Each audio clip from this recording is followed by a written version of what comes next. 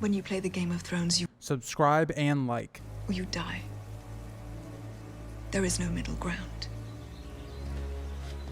All right, welcome back to the Grease Goblin YouTube channel. We're going to be joined by JC or the Advocate, doing kind of almost a follow-up video to one of our videos that we did in the Winds of Winter event when we were talking about kind of Euron and the kind of, I would say, Cersei plot line that also could be integrated into there.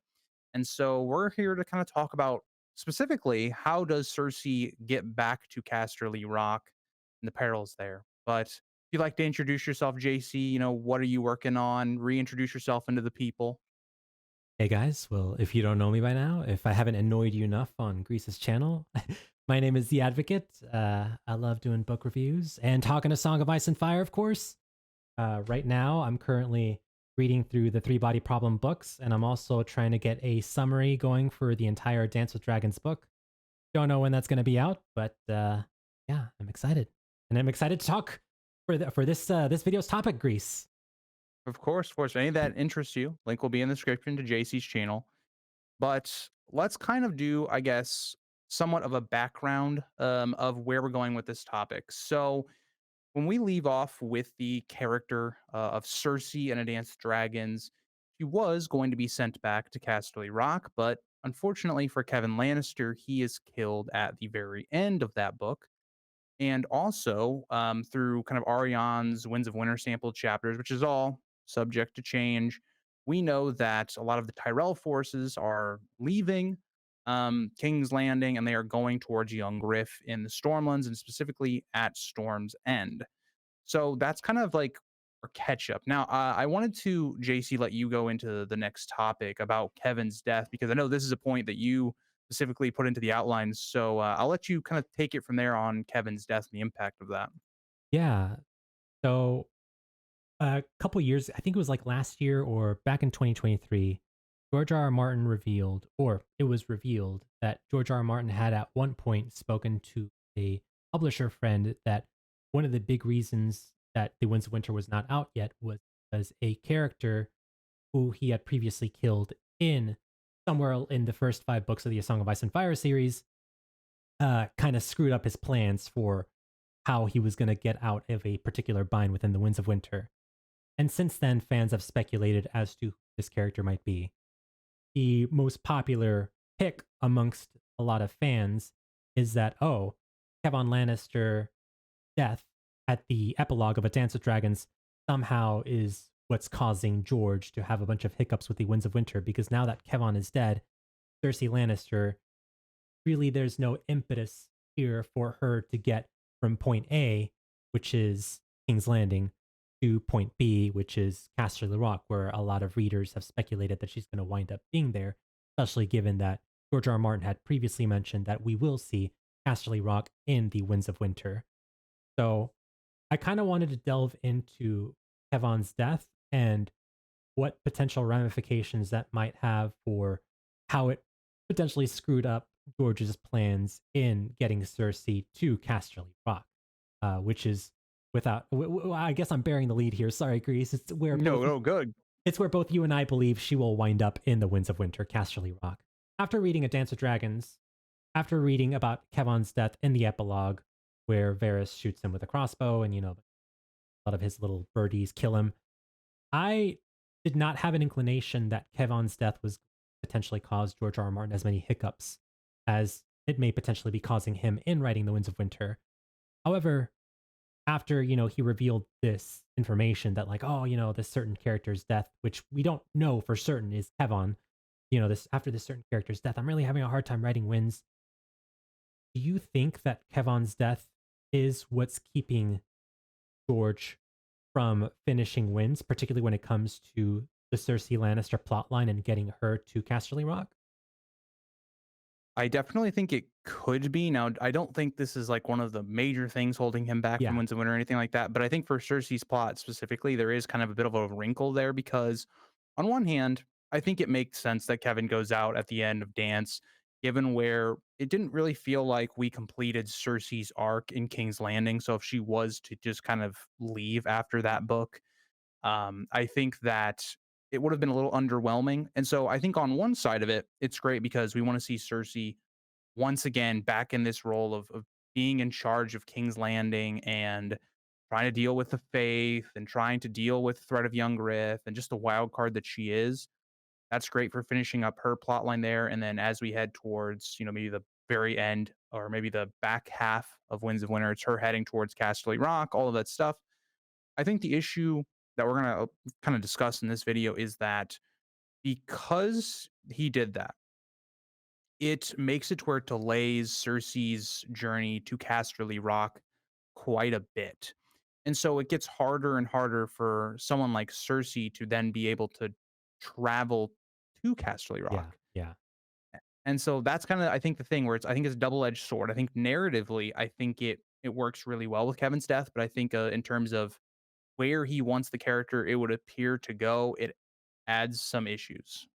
Gotcha. But yeah, No, yeah, that makes perfect sense, and I know we're gonna delve into it here further on in this video, but as you mentioned, I think, getting Cersei from King's Landing to Casterly Rock, or, obviously there's a lot going on there in between. You've got the Riverlands, you've got, all this potential warfare going on. Cersei traveling safely from King's Landing to Casterly Rock is a bit more complicated when she has one less person that she can rely on, one less pretty powerful person that can kind of keep her, safe and hidden along that journey. agreed. But yeah, that kind of gets us to, where do we or how do we think that she even gets back to Casterly Rock as a whole? So JC, I'll let you kind of talk about how you think she gets back to Casterly Rock, and then I'll kind of give my own thoughts as well. It's something we didn't really address all that much in the Euron video. We just thought, okay, she's going to be at this endpoint. We didn't really talk about how much, how does she get there? So, JC, how do you think that Cersei gets to Casterly Rock after potentially escaping from young Griff taking over? So I think she'll get out of Dodge prior to young Griff and old Griff getting to King's Landing. I don't think it would make much sense for, the Aegon Targaryen, potentially not Aegon Targaryen, and John Connington to arrive into King's Landing, and then all of a sudden for them to be like, all right, Cersei, yeah, you're free to go to Casterly Rock. I think Cersei would have to escape prior to the Golden Company's arrival. So I think she will leave King's Landing. I think she'll have help. Obviously, she's got, a Qyburn with her. She's got uh speculated, Gregor Clegane, the mountain that rides, who's potentially been resurrected by Qyburn's dark science. So them and maybe a couple of gold cloaks, just kind of in disguise, might be able to get her out of the city. But as far as the journey that she'll go from King's Landing to Casterly Rock and how safe it'll potentially be and how they'll keep her safe, I think it's just going to come down to what Robb Stark was doing a lot in the Game of Thrones and a Clash of Kings book, where he's kind of, in the cover of darkness, travel with his army in order to stay hidden from any would-be enemy battalions. So I think they're going to travel by night. They probably will travel by land. I know there's a potential for them traveling by sea, but I just think I don't know, like sailing all the way around the continent of Westeros to get to the other side of the continent, Casterly Rock, just seems very like a longer, more haphazard, and still just as dangerous journey. Given that we've got uh, a lot of a lot of the gold companies still arriving from Essos, potentially some other stuff going on there. Just the constant traveling of. I don't think it would make much sense for Cersei to go by sea. I think travel by land. They'll travel under the cover of darkness with Qyburn and like a small crew of people, and she'll be able to get maybe not it not maybe not. I mean, maybe she'll lose people along the way. Maybe not like safely 100%, but she'll be able to get there to Casterly Rock without dying along the way. Agreed. I think it's going to take a fair bit of luck. I think the issue you run into is if you're going to go by sea, well, she has to make it literally all the way to the western side of Westeros, and she's in the east of Westeros anyway. And so, That if didn't you were stop going to Yara. do, it's true, it didn't. It didn't. D&D made it happen. So, but Yeah, I will say with at least in Yara's case, the sea was a little safer at that time, True. you know? But I mean, you just think about everything going on, right? It's like you have Lorraine Waters being this maybe Stepstone's pirate guy. You've got the Golden Company remnants of their forces. You got to think that also you're probably going to have to land at different, harbors to restock. You're going to have to go through Dorne. You're going to have to go through a place where they're going to want you dead. So that's not going to go well.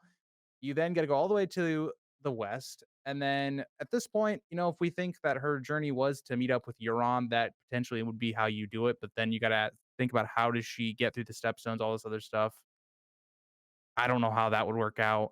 But then the other issue is like you talked about, okay, well, you got to go through land. Now, I will say Cersei will have a decent amount of forces because I do want to bring up the idea that, again, we do know that Kevin Lannister, when he comes back to the capital, does bring like a garrison with him.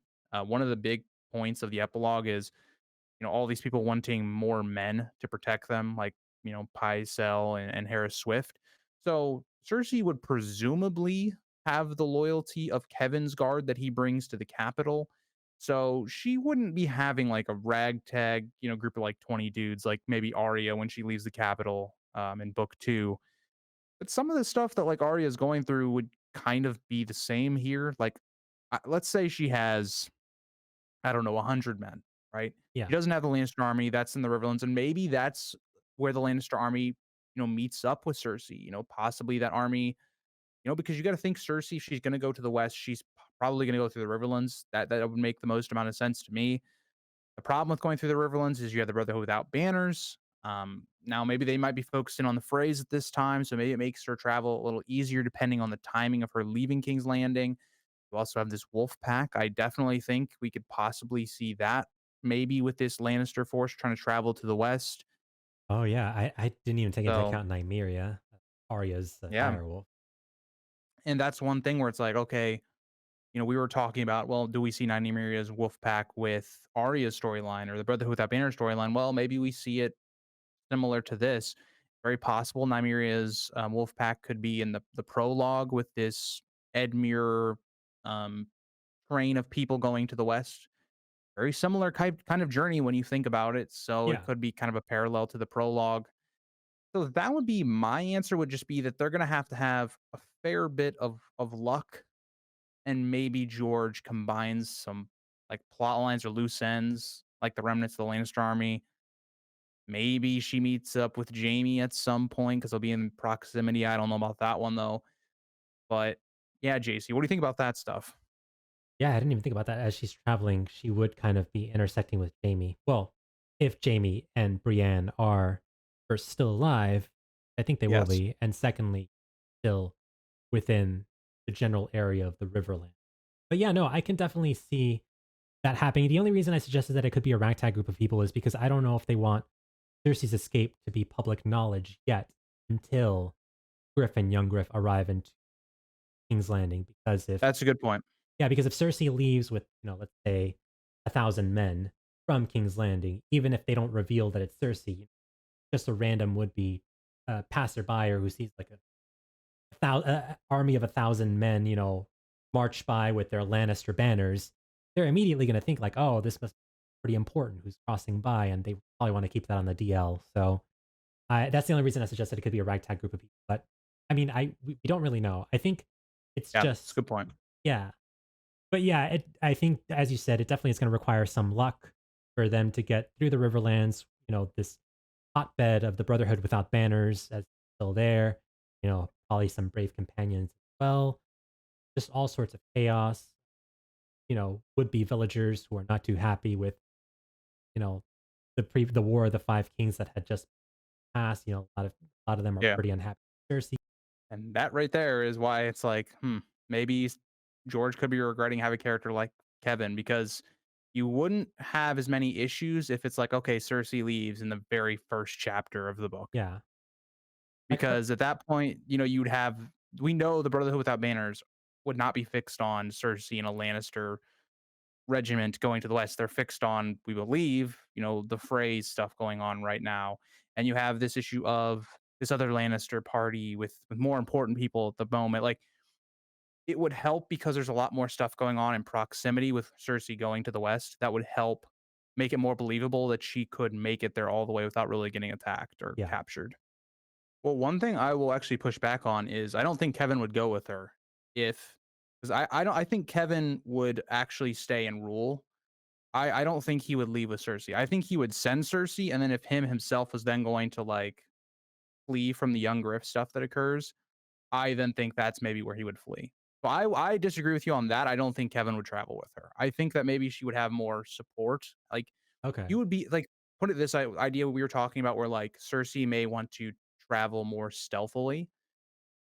Here, that's not really needed, right? Cersei going back to Casterly Rock, that's a given, right? She's just been going through this whole walk of shame. Kevin's still in power. So you could send more forces with her in that scenario, which is another thing George could contemplate. But I personally wouldn't. In that scenario, I don't think Kevin would go with her because somebody has to be there to rule over Tommen Yeah, that's and Mace and all the Reach Lords are gone.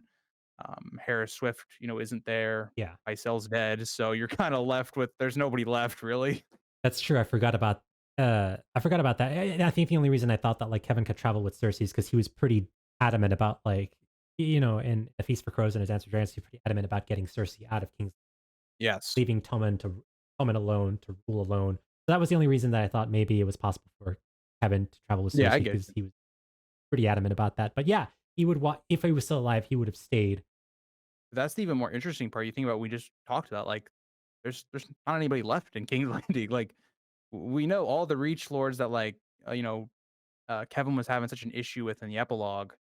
Well, they're all gone allegedly. Like they're all Yeah. gone to deal with the young Griff stuff. So who's left on the small council? I mean, nobody's there outside of Kevin, and now that's why I think it'd be easy. It's easier for George. Like he paved the way for Cersei to actually have a reason why she would have power because there's nobody there to check her. Yeah.